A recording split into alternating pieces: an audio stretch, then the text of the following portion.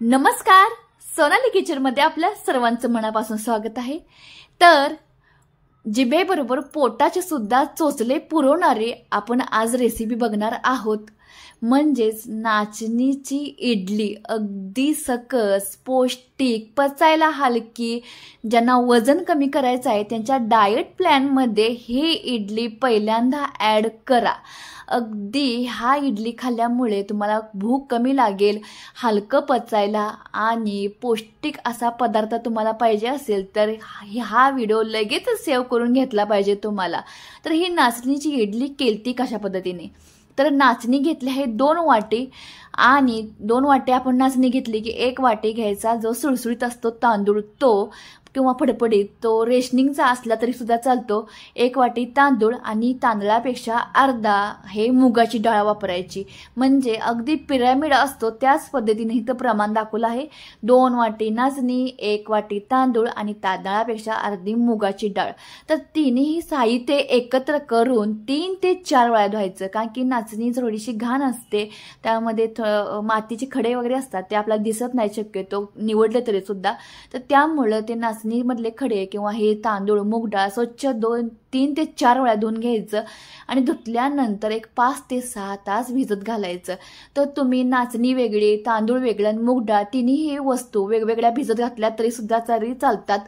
तर मी एकत्रच घातला आहे भिजत आणि 5 ते 6 तासानंतर हे बघा चांगलंच टुमटुमी सगळं फुगलं आहे। नाचणी पण चांगली फुगली आहे, मूग डाळ आणि तांदूळ आणि तिन्ही साहित्य चांगलं फुगल्यालं 5 ते तासानंतर आपण बारीक करणार आहोत। तर अगदी तांदळाची आणि उडीद डाळीची ज्या पद्धतीने इडली करतो त्याच पद्धतीने ही प्रोसेस आहे, पण त्याच्यापेक्षा थोडंसं पौष्टिक आणि झटपट। तर ही आता नाचणीचं आहे ते साहित्य आहे ते नाचणी, तांदूळ आणि मूग डाळ हे आता मिक्सरमध्ये चांगली बारीक करून घ्यायची। तर तुम्ही उडीद डाळ खात असाल तर उडीद डाळीचा 1 चमचा वापर केला तरी सुद्धा चालतो। तर इथं उडीद डाळ मी घातली नाही, स्किप केली आहे।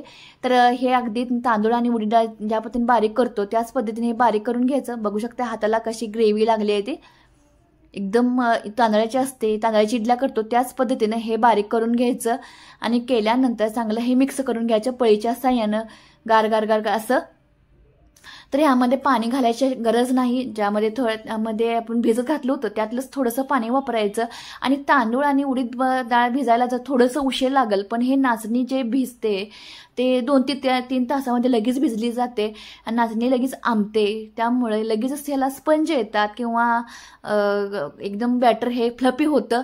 तर हे आता बारीक केलेलं बॅटर 5 ते 6 तासानंतर मी इडल्या तयार करणार होतो, त्यामुळं 5-6 तासानं बघा एकदम बॅटर एकदम फ्लफी झाला आहे।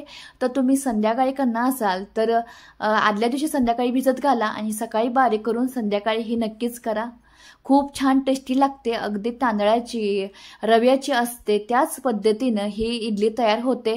तुम्हाला मुगाची इडली किंवा तांदळाची इडली, रव्याची इडलीचा व्हिडिओ पाहिजे असेल तर आपल्या सोनाली किचनवर नक्की जावा आणि बघा। तर इथं भरपूर अशा रेसिपी आहेत आपल्या सोनाली किचनवर, एकदम हेल्दी अशा। तुम्हाला हेल्दी रेसिपी खायला आवडत असेल तर नक्कीच आपल्या सोनाली किचनला सबस्क्राईब करता जाताना करा। तर इथं ह्या बॅटरमध्ये घातलं आहे चवीपुरतं मीठ आणि तुम्ही ह्यामध्ये भाज्या सुद्धा ॲड करू शकता, गाजर, बीट, कांदा, टमाटर, ज्या तुमच्या आवडत्या भाज्या असतात, शिमला मिरची वगैरे त्या सुद्धा घालू शकता, चिली फ्लेक्स घालू शकता। तर इथं मी त्या भाज्या घातल्यानंतर एकदम प्लेन अशा इडल्या तयार केल्या आहेत। तर अगदी पौष्टिक अशा इडल्या, सकस अशा इडल्या इथं तयार करत आहोत नाचणीच्या। आणि हे आता भांड्याला तेल लावून घातले, इडलीचं जे भांडं असतं त्याला तेल लावून घ्यायचं, म्हणजे खालच्या साईडला इडली चिटकत नाही आणि सहजरित्या निघते। तर ह्यामध्ये पाणी घालायची गरज नसते, चवीपुरतं मीठ वापरलं आहे, मिक्स केलं आहे आणि लगेचच ह्या भांड्यामध्ये घालून शिजवायला टाकणार आहोत। तर पाणी तर उकळलं आहे आणि उकळत्या पाण्यामध्ये हळद अलगद असं हे भांडं ठेवायचं, हाताला भाजण्याची शक्यता असते, ह्याची काळजी घ्यायची। आणि नंतर हे आता झाकून द्यायचं, एक 15 ते 20 मिनिटं हे वाफवून घ्यायचं। अगदी तांदळाची इडली असते त्याच पद्धतीनं सर्व प्रोसेस आहे। तर अगदी सोपे आहे, अगदी आपण रेग्युलर ज्या इडल्या करतो रव्याच्या तीच प्रोसेस आहे, पण त्याच्यापेक्षा पौष्टिक आणि चवीची ही इडली लागते। ज्यांना डाएट करतात त्यांच्या डाएटमध्ये ही रेसिपी लगेच सेव्ह करून ठेवा। तर आता ही इडलीचं भांडं थंड झाल्यानंतर आपण ह्यावरच्या इडल्या काढून घेणार आहोत। तर इथं चमचा साईने इडल्या काढून घ्यायच्या. ह्याच्याबरोबर खाण्यासाठी तुम्ही खोबऱ्या चटणी, सांबर किंवा हिरव्या चटणीवर खाल्ली तरी सुद्धा चालतं. तर अनेकच गोष्ट एक आपल्या हे उठलं आहे की इडलीनं कॅन्सर होतो. तर ही गोष्ट खरी आहे, पण ही आपण घरगुती करतो ना, त्यामुळं कॅन्सर होत नाही. हे आपण घरामध्ये जे करतो एकदम हायजीन चांगल्या क्वालिटीचं सर्व वापरतो. तांदूळ, उडीद डाळ, मूग डाळ किंवा नाचणी, रवा वगैरे ह्या गोष्टी आहेत आपण घरामध्ये निवडून स्वच्छ पद्धतीनं वापरतो. म्हणूनच म्हटलं जातं घरचं जेवण ते घरचं जेवण. तर कॅन्सर होण्याची शक्यता म्हणजे तुम्हाला सांगते की रेस्टॉरंटमध्ये, हॉटेलमध्ये निवडलं जात नाही किंवा चांगल्या क्वालिटीचं तांदूळ, उडीद डाळ वापरत नाहीत. बुरशी आल्याला स्वच्छ धुतलं जात नाही, एक वेळ धुवूनच ते बारीक केलं जातं. हायजीनची काळजी घेतली जात नाही. कुठला तर कॅरीबॅगचा वापर केला जातो किंवा खाली जे ताटावर जी कागद हातरला जातो त्यावर इडली ठेवली जाते, त्या कागदानं सुद्धा भयानक अशा कॅन्सरचे रोग उत्पन्न होत आहे.